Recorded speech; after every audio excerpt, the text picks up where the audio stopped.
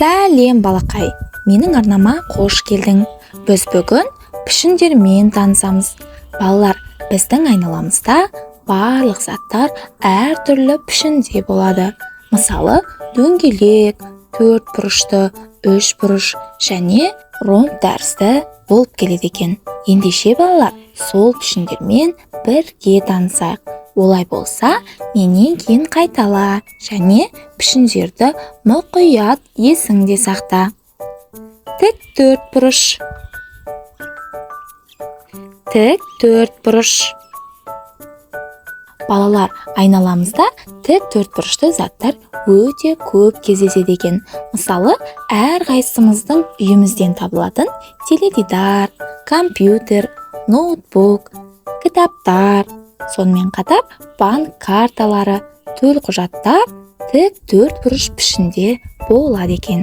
Балалар, бұлардан басқа қандай тік төрт бұрышты заттарды айналаңнан көріп тұрсың? Келесі үш бұрыш.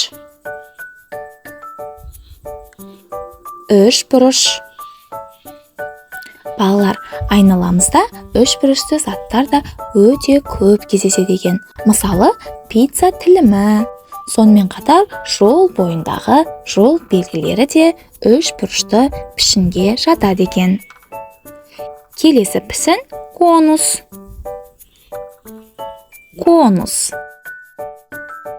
Балалар, біздердің туған күндерде басымызға киетін мерекелік бас киім міне осы конус пішінінде жасалған екен. Келесі пішін дөңгелек. Қане балалар, менен кейін даусыңды шығарып қайталаймыз. Дөңгелек. Балалар, дөңгелек пішінді заттар да айналамызда өте көп кездеседі екен. Мысалы, бұл суреттегі қауын, күлше, глобус, сонымен қатар ай мен күн де дөңгелек пішінде екен балалар. Келесі пішін ромбик. Ромбик. Жарайсың балақай. Біз желді күні аспанға ұшырып ойнайтын батпырауықты ромбик пішініне жатқызуымызға болады екен балалар. Келесі пішін шаршы. Шаршы. Жарайсыңдар балалар. Мысалы, біздің тереземіз. Мына жерде бейнеленгендей, әуежайларда, түрлі мекемелерде осындай белгілерді кездестіреміз. Яғни, бұл белгілер де шаршы пішінінде жасалған екен балалар. Келесі цилиндр. Қане менен кейін қайтала. Цилиндр. Цилиндр. Балалар, цилиндр пішінінде балауыз шамдарымыз, сонымен қатар батарейка және де ауыл шаруашылығында, өндіріс шаруашылығында қолданатын бөшкелер цилиндр пішінді болып жасалады екен балалар. Келесі жүрекше.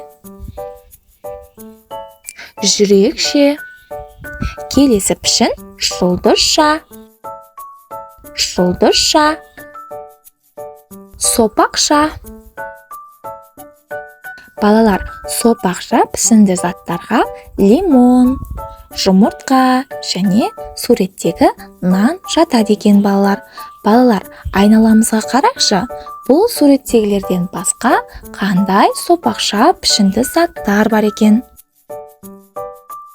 Жарайсыңдар балалар. Пішіндерді білу өте маңызды.